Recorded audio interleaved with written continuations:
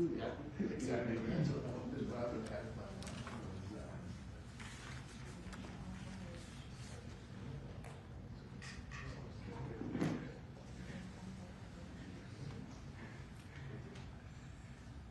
was, do it again.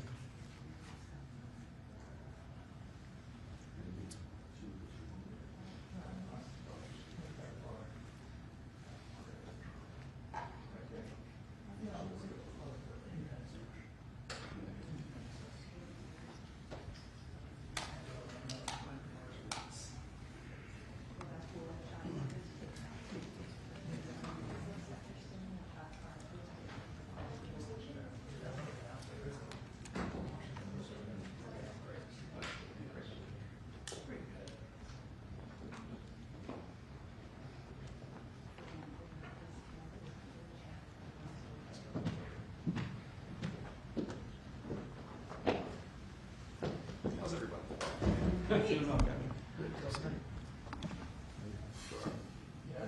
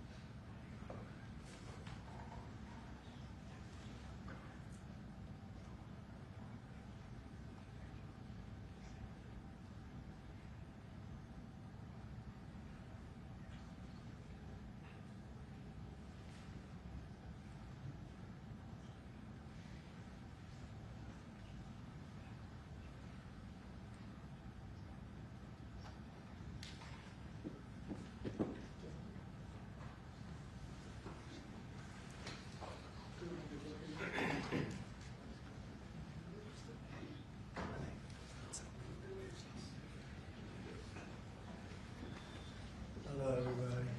Mr. President. Nice to have you. There's a big announcement. We have a lot of big announcements. They're sort of all big announcements, actually. It's wonderful to be in the Oval Office. I think you probably like it the best. You like it the best for press conferences? I sort of do. But today I'm excited to announce another historic achievement in our quest to lower drug prices for all Americans. Prices have come way down. We've gotten prices way down for groceries, for oil especially. Today we broke $60 a barrel. We think the oil is going to be under $2 a gallon very soon. That's about 70% lower than what it was just a year ago. So that's a big thing. And when the oil comes down, everything comes down. It's pretty beautiful to watch. AstraZeneca, the largest pharmaceutical manufacturer in the United Kingdom, is committing to offer Americans major discounts on their vast catalog of prescription drugs, one of the great companies, by the way, and a most favored nation's pricing clause. So most favored nation is you're going to pay whatever the lowest price anywhere in the world is. That's what you're going to be paying. And I had it going very well in my first term, but we were interrupted by a rigged election, so I was unable to carry it forward. We started it, but this was something one of the reasons I wanted to run again was we had to have favored nations where the world is not going to be paying just a fraction, just a tiny fraction of what we were paying. I want to thank CEO Pascal Soriot a very highly respected, one of the most respected men in business and certainly in the industry, for joining us today, as well as Secretary Howard Lutnick, Secretary Robert F. Kennedy Jr., CMS Administrator Mehmet Oz, FDA Commissioner Marty Makary, and Virginia Governor, a man who's done an incredible job. And good luck with the upcoming election. I know you're working very hard. I watch you. You're right there. He's out there working. He wants to see that young woman win, and the Attorney General, who I endorsed, et cetera, et cetera. Glenn Youngkin. Thank you very much, Glenn. Thank you for being here. For many years, Americans have paid the highest prices anywhere in the world for prescription drugs, by far, many times the amount that other countries are paying is ridiculous. Upon taking office, I signed an executive order to make sure that Americans pay no more for prescription medications than the lowest price or the same drug in other locations in developing nations.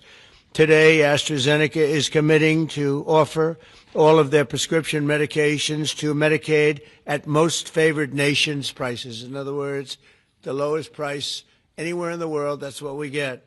A move that will save American taxpayers hundreds of millions of dollars each year. And I tell the story, Glenn, that in my first term, I had the honor of being the first president in 28 years to lower drug prices during the course of the year. And we actually did, and I was so proud of myself. We called a news conference. I announced it. It was 1/8 of 1%. 1/8 of 1%.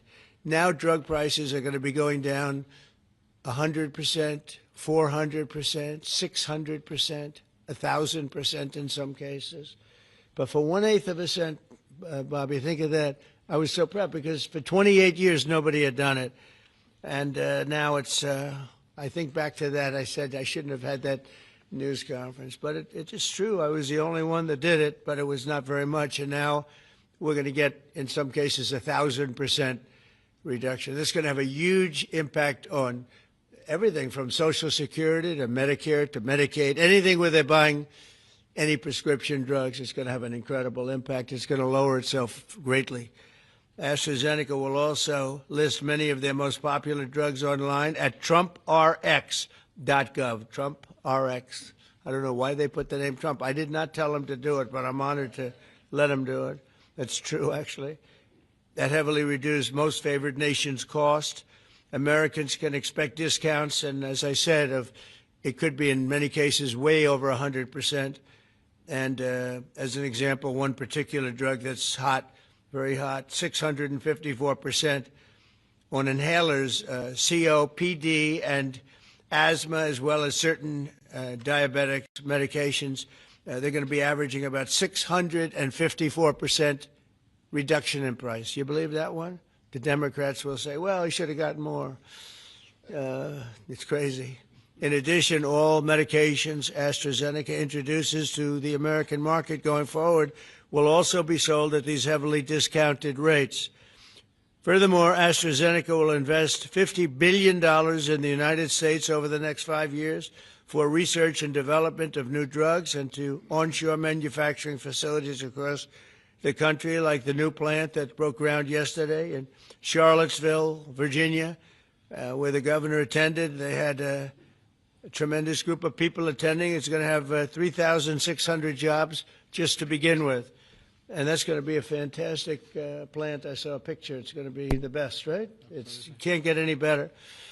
This is a tremendous victory for Virginia and for American patients and for everything, for the country. It's an amazing company to have coming over to the United States in such a big way. That's going to be a big part of the company. Presidents have promised for years to lower the cost of health care, but my administration is actually the first to do it and do it substantially, do it at numbers that nobody thought, even I thought, were not possible. When you think of it, if you got a 1%, 2%, 5%, that's good. You did a good job. We're talking about 100, 200, 300, 500, 700 in some cases, some big, big numbers. And the largest drug companies in the world are working with us to make this a reality. And so I look forward to being at your opening of that incredible facility. I hear something, and it's in a great location, Len, right? One of the beautiful locations. So I'd now like to ask Secretary Kennedy to say a few words, followed by Dr. Oz, Pascal, Governor Youngkin, and we'll take some questions afterwards. Would anybody like to have some questions? Yes? Oh, I'm shocked. Okay, we'll take them right after, okay? Bobby, please. Thank you, Mr. President.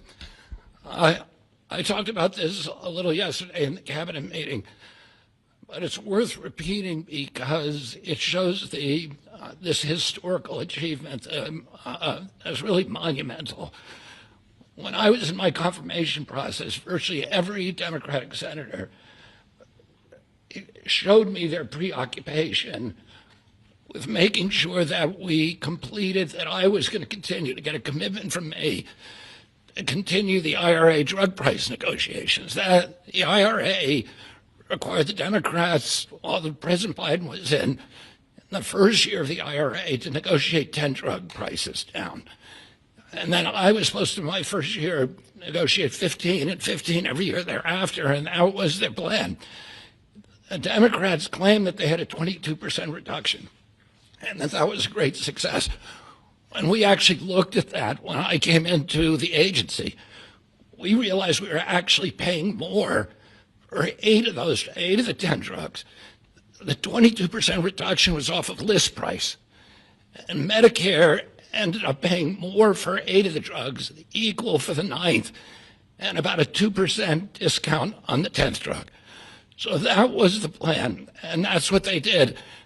We are continuing the IRA negotiations, but thanks to the president's leadership, we have achieved something extraordinary here, which is a dream that he's had for 20 years because he's the common sense president. He saw something 20 years ago. He learned that we were paying 3, 4, 5, sometimes 10 times for the same drug as they were paying in European countries. Some of these drugs were manufactured in facilities in New Jersey and then sold for 1/10 the price in Great Britain, in London or Paris, that Americans were being charged for them here. He saw that this was unfair. Every Democratic president, every Republican president has said that this was the gold standard. This is what we needed to do. Nobody's been able to change it. And when we came in, I have to say I was pessimistic about doing MFN. Dr. Oz was pessimistic. Our staff, John Brook and Chris Klump and the other people we brought in were all pessimistic. The president saw something that we didn't see, which is we had leverage. And that came through Howard and the tariffs, and we had extraordinary leverage to craft these deals. So last week we had Pfizer in, which is one of the biggest American pharmaceutical companies.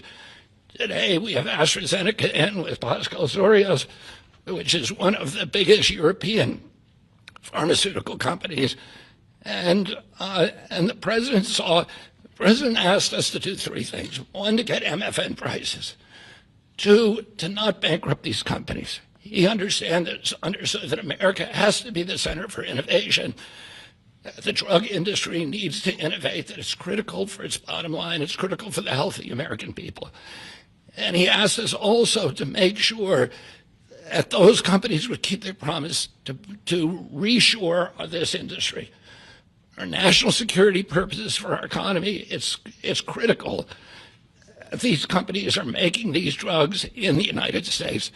We were able to achieve all those things, and partially with the visionary help of Pascal, where is he? Of Pascal Soriot, who understood that innovation and the business doesn't work if everybody is not pulling the oars, if everybody doesn't have the skin in the game. The whole world was riding on our shoulders and riding on our dime. 70% of pharmaceutical revenues comes from this country. We only have 4.2% of the world's population. And we were paying for 80 or 90% of the innovation here. And the rest of the world was a free rider. And Pascal understood that that's not fair, and it's not a good, sustainable, long-term business model. And he came to the table. He was one of the first leaders to come to the table. I want to thank him for his vision, for operating with us in good faith. And this is an extraordinary deal. Not only that, but as the president just pointed out, he is also reshoring this industry here. He has 19 facilities already operating in this country. He has this other facility in Albemarle County that Dr. Oz went with Governor Youngkin and broke ground on yesterday. He has a second facility that is under construction in Kendall Square in Boston, another facility in Rockville, Maryland, and a fourth facility in Copper, Texas, right outside of Dallas-Fort Worth.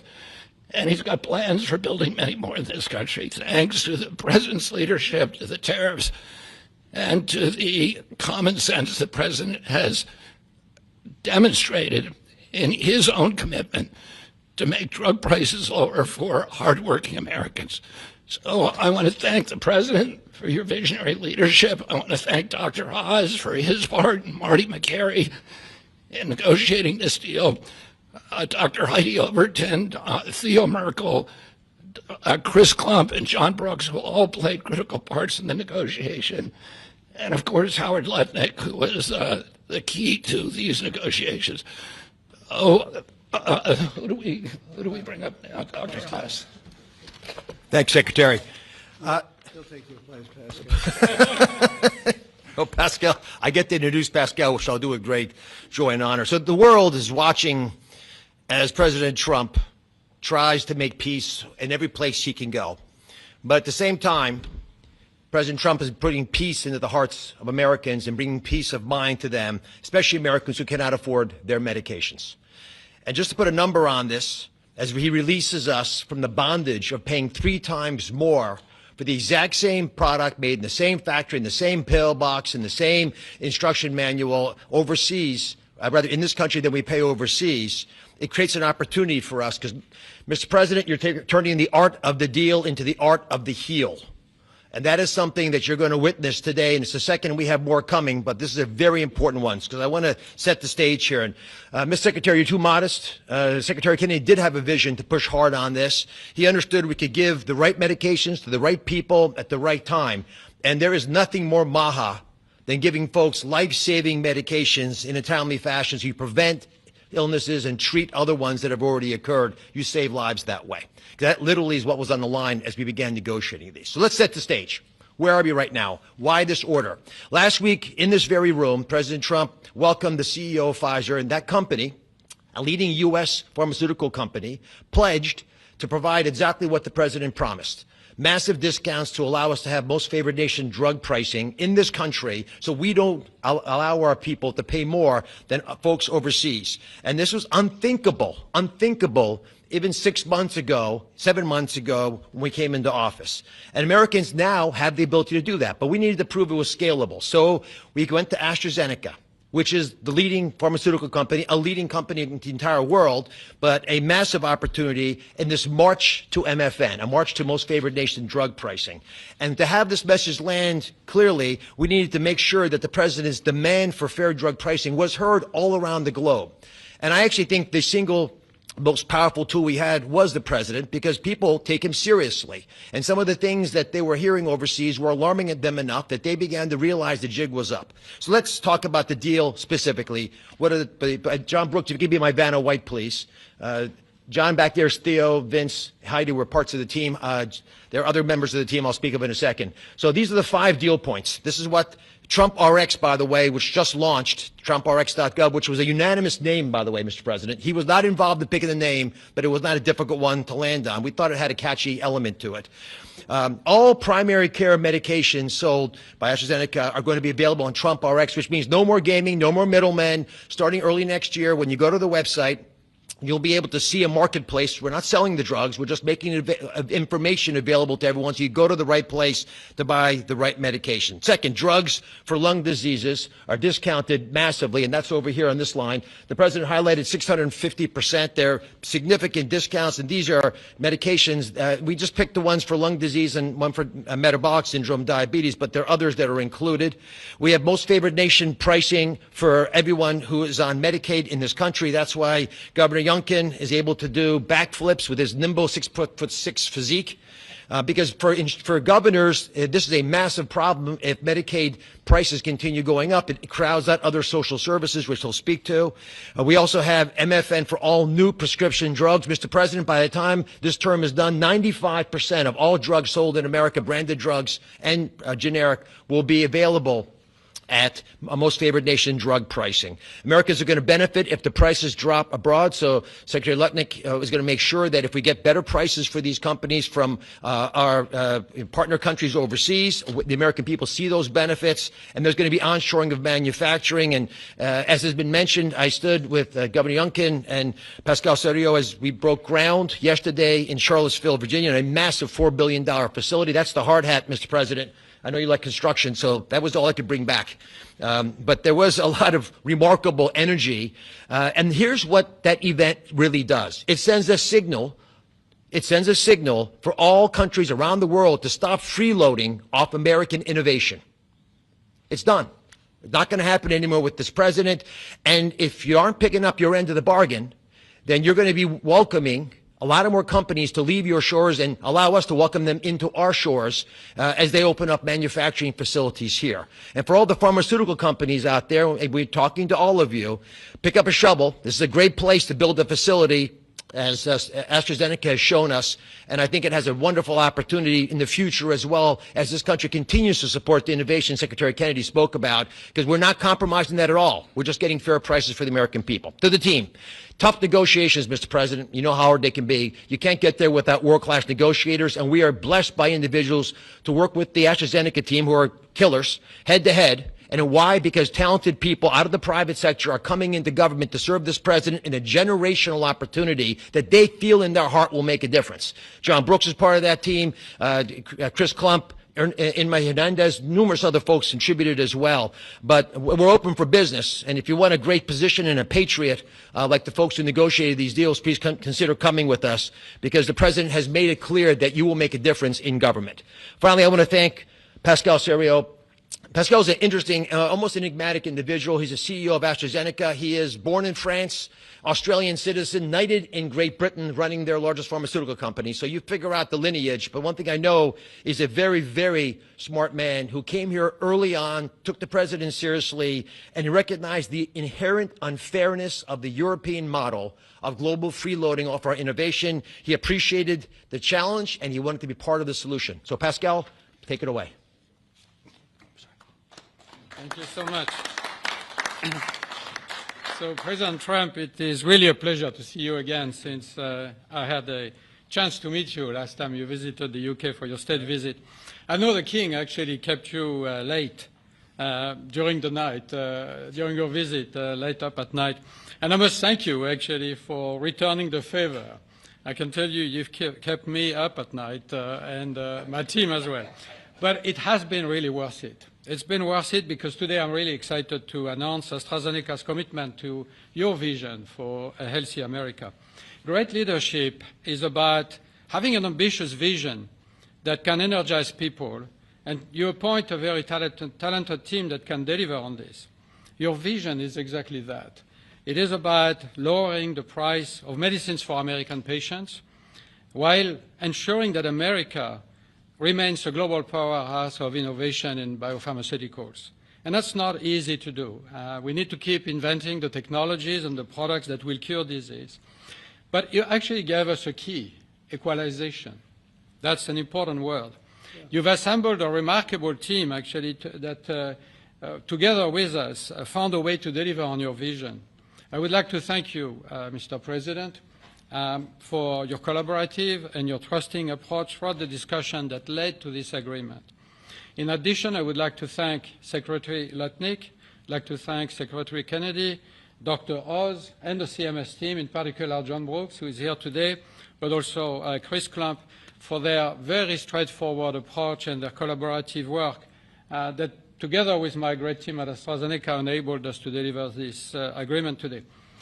It is an agreement that allows a number of wins. First of all, a great win for American patients. This agreement will deliver improved access to our medicines at a lower cost. We've addressed the 4 points that you raised in your letter, ensuring Americans do not pay more than patients in other wealthy countries. So it's a big win for patients and the healthcare system as a whole. But it's also a big win for the economy and for taxpayers, because it supports rebalancing the cost of innovation across wealthy nations.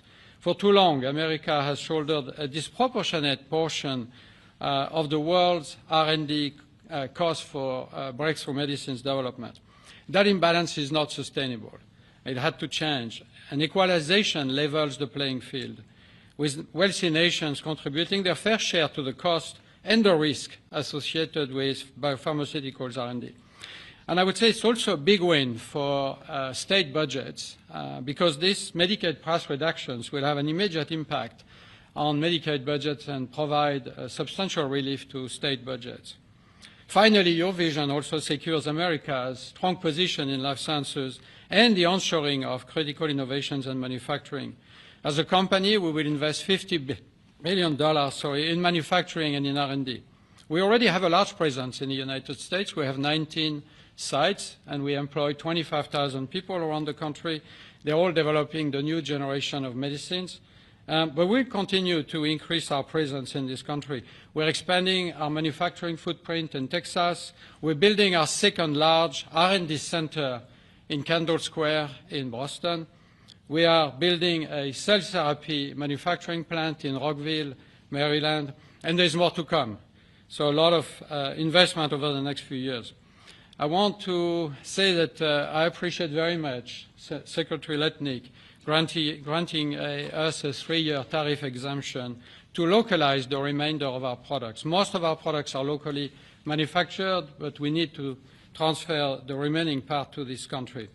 And also for your great support to convince also other wealthy countries to share the cost of pharmaceutical innovation. It is an important part of this agreement, rebalancing and the cost around the country, around the world.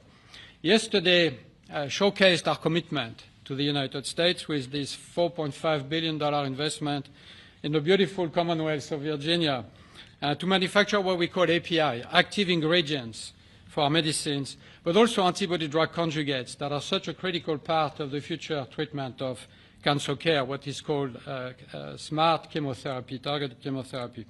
I want to thank Dr. Oz for joining us for the groundbreaking ceremony near Charlottesville, together with Governor Youngkin. And I actually love your AstraZeneca hat. I know you wanted to bring a shovel, but didn't make it to this beautiful room. I have to say it has been a great pleasure to work with Governor Youngkin and his team, in particular Secretary Segura, on this investment. Like you, President Trump, they are deal makers that move at the speed of business. And it's very important for us company to be able to work with people who understand who we are and move very fast. Our new facility will be a great example of Virginia supporting domestic production of medicines for America, enhancing national security in pharmaceutical supply, but also creates thousands of highly skilled jobs.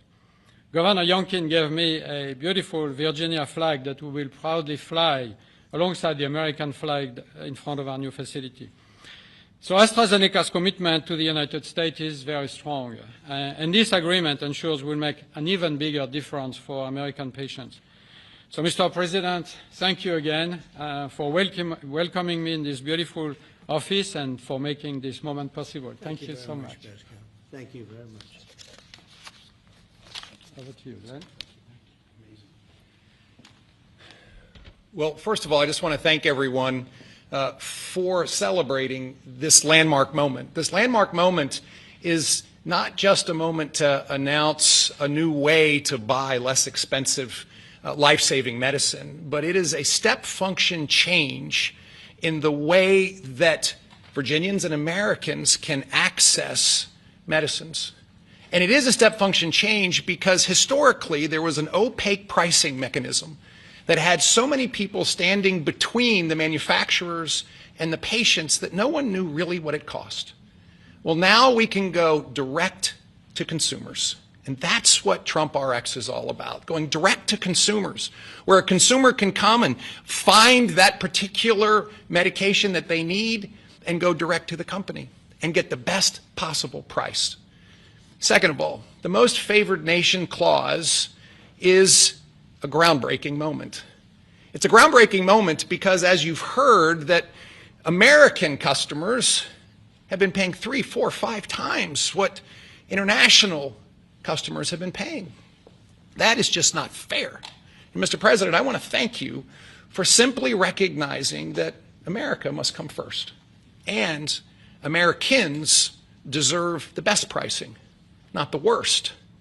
It changes everything for a state. In Virginia, we have $1.5 billion a year of pharmaceutical expenditure under our Medicaid plan. $1.5 billion a year.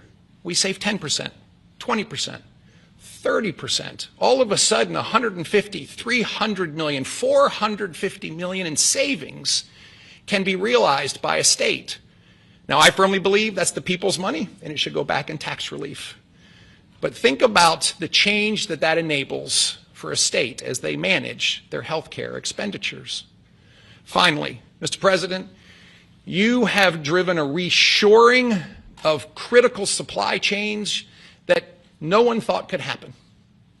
The industries that everyone thought were lost are now coming home, and with pharmaceutical manufacturing and active pharmaceutical ingredients particularly coming back to America, it changes everything.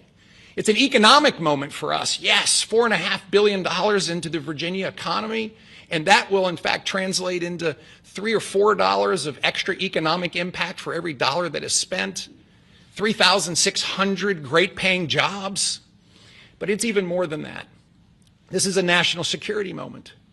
And what you've just heard is one of the leading pharmaceutical companies in the world is choosing America, and yes, Virginia, to invest nearly $5 billion to build the most critical manufacturing for the future of America's health.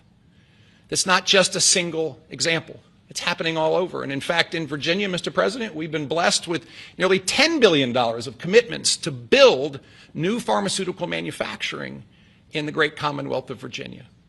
And therefore, I believe this is a moment to celebrate investment, but more importantly, to celebrate breakthroughs for American citizens to get access to life-saving medicines at costs that they deserve because they're all made here. Mr. President, you and your cabinet have been amazing. As a governor, I have found that the cooperation with every one of your cabinet members, and sir, yes, you, has been beyond compare that I could ever imagine. I want to thank you for helping us make Virginia great again, too. Thank you.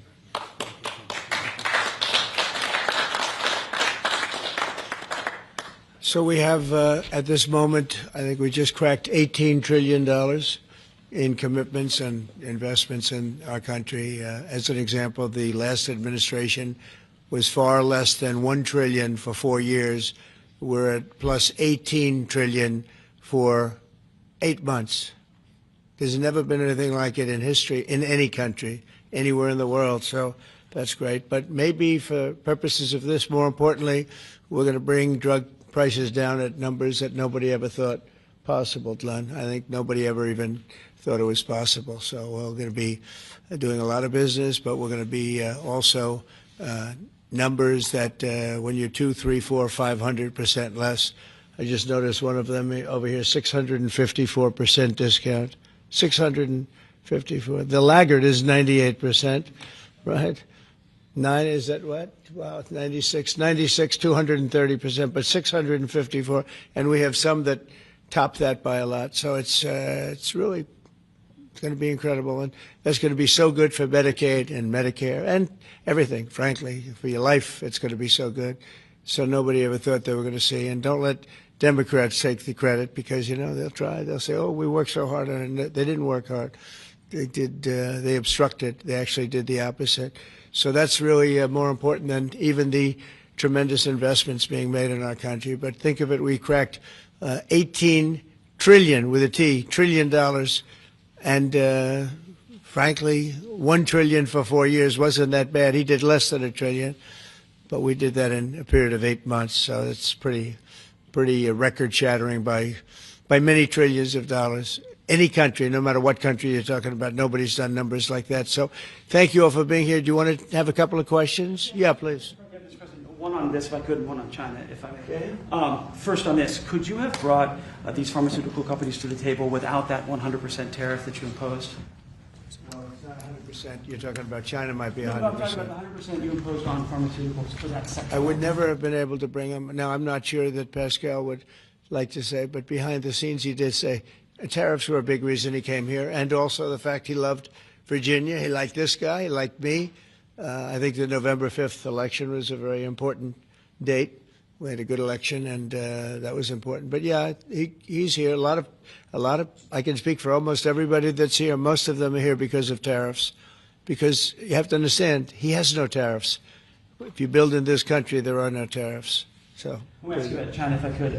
Just want to confirm: have you canceled your meeting with President Xi? And no, I haven't canceled, but I don't know that we're going to have it. But I'm going to be there regardless, so I would assume we might have it. But you know, they hit the world with something that really is not anything that people are going to do, and it's it was shocking. I can tell you, Howard and I and Todd, we all Scott, we were all speaking about it before, and it was.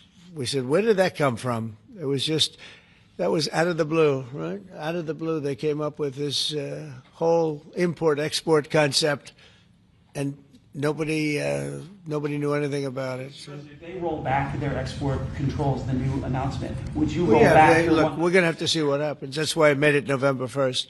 We'll see what happens, yeah. Mr. President, Go ahead, please. What else besides software could be on the table in terms of export controls? A lot more. I mean, you have software, but you have a lot more. We have airplanes. We have airplane parts. You remember that from last time. And we were just surprised at China. I have a very good relationship with President Xi, and they did that. This is not something that I, instigated. This was just a response to something that they did. And they didn't really aim it at us. They aimed it at the whole world. The whole world is subject to it. So I thought it was very, very bad. But we have many things, including a big thing is airplanes. They have a lot of Boeing planes, and they need parts and lots of things like that. Steve? Israeli Prime Minister Benjamin Netanyahu to accept the Gaza deal, and what will be your message to the Knesset when you speak to them? Well, he wanted it. It's been a long time. He's been fighting a long time. He's been fighting hard. He wanted it. It's a great deal for Israel, but it's a great deal for everybody, for Arabs, for Muslims, for everybody, for the world. And as you know, on Monday the hostages come back. They're getting them now. I mean, they're getting them now. They're in some pretty rough places under earth. They're in some pretty rough places where only a few people know where they are in some cases. So they're getting them, and they're also getting the bodies, approximately 28 bodies. And some of those bodies are being unearthed right now as we speak. I mean, they're working on it right now as we speak. It's a tragedy. It's a tragedy. No, he was very happy with it. And I can tell you that I saw Israel dancing in the streets, but they were dancing in Qatar and Saudi Arabia and UAE and many, many countries. I saw Egypt. They were dancing. I'll be going to Israel. I'll be speaking at the Knesset, I think, early on. And then I'm also going to Egypt. They were terrific. But all of the countries were great. Indonesia was great. Jordan was great. They were all great. Everybody wants this deal to happen. What happens in Gaza the day after the hostage release?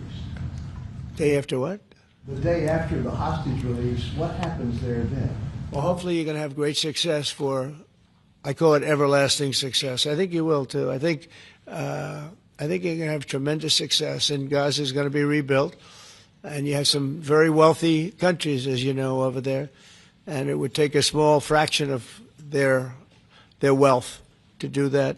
But and I think they want to do it. And we're also setting up, as you know, a board of peace. It's called the Board of Peace. I don't know if that's the final name, but the word peace is definitely in there. And they have asked me if I chair it.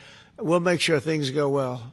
And how confident are you that the ceasefire will hold? I think it'll hold, yeah. I think it'll hold. They're all tired of the fighting. Don't forget, you had October 7th, which was a horrible day, 1,200 people killed. But Hamas has lost 58,000 people. That's big retribution. That's big retribution. People understand that. So, no, I think they're all tired of fighting, and this really gives the whole Middle East. This is beyond Gaza. Gaza is very important, but this is beyond Gaza. This is peace in the Middle East, and it is a beautiful thing. You know, it's a term that you and I have been hearing since we were very young, right? And now we have a chance of really having that. And as you know, most of the countries have passed all these resolutions. Every country is there. Iran came in. I was very happy to see that. I was very honored that Iran came in. They said they support it. Russia came in. President Putin, he supports it fully, very fully. So I was happy to see even countries that weren't necessarily involved in the process, they all support it. I don't know of anybody that does it. And I've never seen happier people than many of these places, not just Israel, many of these places. They're all dancing in the streets. I've never seen anything like it. Okay, go ahead, please, in the back. Thank you. What guarantee did you give Hamas to persuade them that Israel will restart the bombing campaign once the hostages have been exchanged? What did I do with respect to them? Well, you know, I spoke a little bit tough, and that's what would happen. I mean, you have to speak tough. That's a tough world. That's a tough, as they say, neighborhood. And they're tough people. They're very tough people, and they're smart people. They're good negotiators. They have a lot of things going. They put that to good use. They're going to be very, very successful. But they knew the retribution would be tremendous, unsustainable. It would have been unsustainable. It would have been complete obliteration, and they didn't want that. And nobody wants it at this point. They want to get on with rebuilding the entire Middle East. It's not only Gaza. It's going to be the entire Middle East. They're going to be able to live in peace. Now, we have some little hot spots, but they're very small. You know the ones I'm talking about. They're very small. They'll be very easy to put out. Those fires are going to be put out very quickly. Yes, ma'am. Thank you, Mr. President. Talking about the Middle East still, going to the phases that come after this first phase, is there consensus on the additional points in your plan, or are the details still being fine-tuned? I think there is consensus on most of it, and some of the details, like anything else, will be worked out, because you'll find out that when you're sitting in a beautiful room in Egypt, it's easy to work something out, but then sometimes it doesn't work from a practical standpoint. So certain little things, but for the most part, there's consensus, yes. Do you intend to hash that out when you're in Egypt? I might, yeah. I mean, I'll be there because I'll be going to, I'll go to Cairo. I think that's where we're going, as opposed to the place of the signing. And we have a lot of leaders from all over the world coming too. I know they've been invited. And then I'm coming back, I believe it's Tuesday night, for Charlie Kirk, a friend of mine, a friend of all of ours, a friend of a lot of the people right here. And we're giving him the Presidential Medal of Freedom, which is the highest honor you get outside of the Congressional Medal of Honor. One's military, one's civilian, but it's the greatest honor. And Erica, his beautiful wife, is going to be here, and a lot of people are going to be here. So, it's not easy for me to get back. It's a very quick trip, but I'll be making 2 major stops, and then I'll be on the plane trying to get back in time for Charlie. They're going to have a great celebration at the White House, in the East Room of the White House. Mr. President. Russell Vogt said the reductions in force have begun related to this shutdown. How many layoffs have you authorized for this first round, and from which agencies? And it will be Democrat-oriented, because we figure, they started this thing, so they should be Democrat-oriented. It'll be a lot, and we'll announce the numbers over the next couple of days, but it'll be a lot of people, all because of the Democrats. I mean, they want to give $1.5 trillion to people that came into the country illegally. More important than that, because we all have a big heart. We want people to be taken care of, but we have 0 people coming in. You know that, Glenn, right? That's a pretty impressive number, even for a successful governor. But we've had, for the last 4 months, 0 people coming in illegally. They're coming in, but they're coming in legally. They're coming in through a process that's really a really good process right now, because we want people to come in, but they have to come in legally. So what we're doing is, as these different groups come due, we're going to make a determination. Do we want them or not? And I must tell you, a lot of them happen to be Democrat-oriented. These are people that the Democrats wanted, that in many cases were not appropriate. We fought them at the time, and it was ultimately signed in. And some of these people, these are largely people that the Democrats want Many of them will be fired. Yes, please, behind. The Nobel Peace Prize was announced this morning. Your thoughts? Which one? The Nobel Peace Prize. Your thoughts? Look, including a very big one, and I'm not sure, when you say big, it's certainly, I think, to the mind of most, the most important deal ever made in terms of peace. But the one we just signed, it's been signed, sealed, and it's going to start taking place now. It's already started.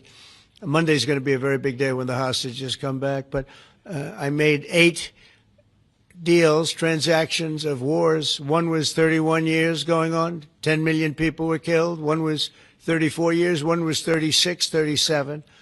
One was 10. One was just starting. 2 were just starting, actually, but they were well on their way. In the case of India and Pakistan, 7 planes were shot down. It was a bad one.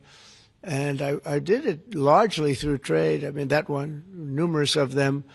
I talked tariffs. I said, look, if you're going to do that, we're going to put very big tariffs on your country. And they were both great. They stopped fighting, and they were 2 nuclear powers. So, they're all big. They're every one of them big. You take a look at the Congo. You take a look at the Congo and Rwanda. 10 million people killed over a long period of time. Got that one solved. We did a total of 8 as of this 2 days ago. I would have said 7, which I did say, but the other one was signed up, sealed. As you know, Israel signed it just now. They signed it and they approved it today, their parliament. And it's a great honor to be involved with so many. So the person who actually got the Nobel Prize called me and said, I'm accepting this in honor of you because you really deserved it. That a very nice thing to do. I didn't say then give it to me, though. I think she might have. She was very nice. And I've been helping her along the way. They need a lot of help in Venezuela. It's a basic disaster. So, and you could also say it was given out for 24, and I was running for office in 24. All of the transactions that we did in terms of closing, but there are those that say we did so much that they should have done it, but I don't take. I'm happy because I saved millions of lives, many millions of lives. And speaking of somebody that saves lives, don't ever play golf with him because Keegan Bradley just walked in, one of the greatest golfers in the world, the captain of the Ryder Cup. And man, I'll tell you, you did a good job. You almost came back. I turned on. I said, I sort of turned off. It wasn't looking good. And then a little while later, I turned on. I said, you guys might make, that would have been the miracle. What a great job. He's respected by those golfers like nobody. And I just want to compliment you, Keegan. That was an incredible job. Right here, we have a lot of unfriendly fake news media. And he's not used to that. He's used to getting only good publicity, I think, Howard. These are all golfers. But you're some golfer, I'll tell you that, and some leader. Thank you very much. Great job. Thank you, Keegan. Mr. President, on China. Yeah, please. On immigration, ICE are making arrests, targeted arrests at courthouses in New York City and around the country. Criminals, they're arresting criminals, that's right. Yeah, go ahead. I'm happy about it. I want them to arrest criminals. And if you take a look at D.C., a year ago, D.C. was our great capital was a very unsafe place. You know that. Some of you were mugged and talk openly about it. Some of the media was mugged. But right now, D.C. is one of the safest places in the whole country. The restaurants are booming. They're opening up new restaurants. The restaurants were all closing. Now you can't get into a restaurant. They're opening up new restaurants. It took 12 days for us. We sent in not politically correct military. We sent them in based on merit. We won the case in the Supreme Court. Everything now is based on merit. Our country was founded on things based on merit. Like Keegan Bradley's not going to be playing golf if he wasn't a great player. If he shoots lower scores, there's no more merit system than that one, Keegan, right? If you miss a putt, they don't say, oh, that's okay, let's take it again, do they? No, it's based on merit. Everything's based on merit. And we're back to the merit system. And when they saw that military is all about merit. They're big, strong people that they're patriots too. And you take a look at D.C., and now we're in Memphis, and Memphis was really crime-ridden. It was terrible. A lot of people being killed. And they say in 12 days they can't even believe how much better it is. And It'll take probably a month over there, and we're heading to Chicago because we want to save Chicago. Do you know they had over 4,000 people killed in Chicago over a short 4,000 people, and I have to watch this slob of a governor stand up and say that, well, everything's okay, we've got it under control. They had 4,000 people murdered over a very short period of time.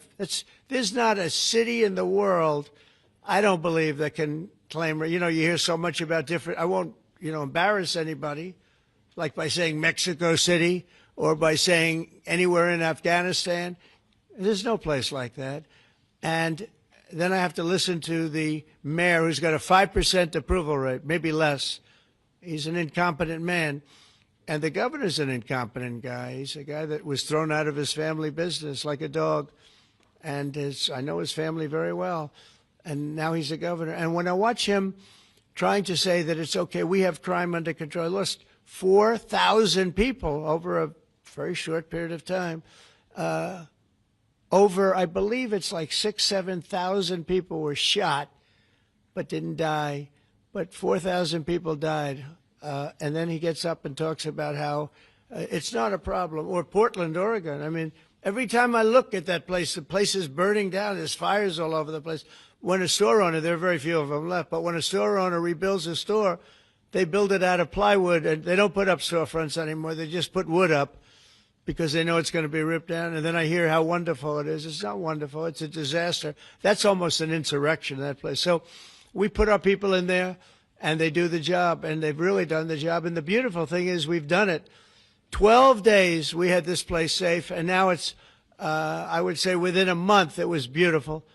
And it continues to be. That was 3 months ago. I'll tell you, D.C. now is one of the hottest places, just like this country. We were a dead country, and you've heard me say it 100 times. We were a dead country. King of Saudi Arabia said it. Others say. The Emir of Qatar said it. Many. UAE said it. The leader, great leader, UAE, all great leaders. They said effectively the same thing. 1 year ago, we had a dead country. Now we have the hottest country anywhere in the world. I just want to thank everybody, and I want to, in particular, thank AstraZeneca. What a great company you have. What a company you've built. You've been there a long time and done some job. It's an honor to have you. I assume you're going to build, so it's $4.5 billion for a plant. That's a pretty big plant, isn't it? I was going to say, could he make it a little bit more? Well, we have a couple of them where they're going to spend $65 billion on one plant, AI. All I know is it's, AI is based on information. I hope they're right about information. I don't know. You got to make a lot of money there's got to be a lot of information out there, but that seems to be pretty hot. But we have a lot. We're leading the world on information on AI, as you know, by a lot. It's not even close. So we're doing a job. And I want to thank everybody, but in particular, Pascal, thank you very much. It's a great honor. Thank you. Thank you very much. Thank you, everybody. Have a good time. Thank you, Press. Thank you, Press. Thank you, Press.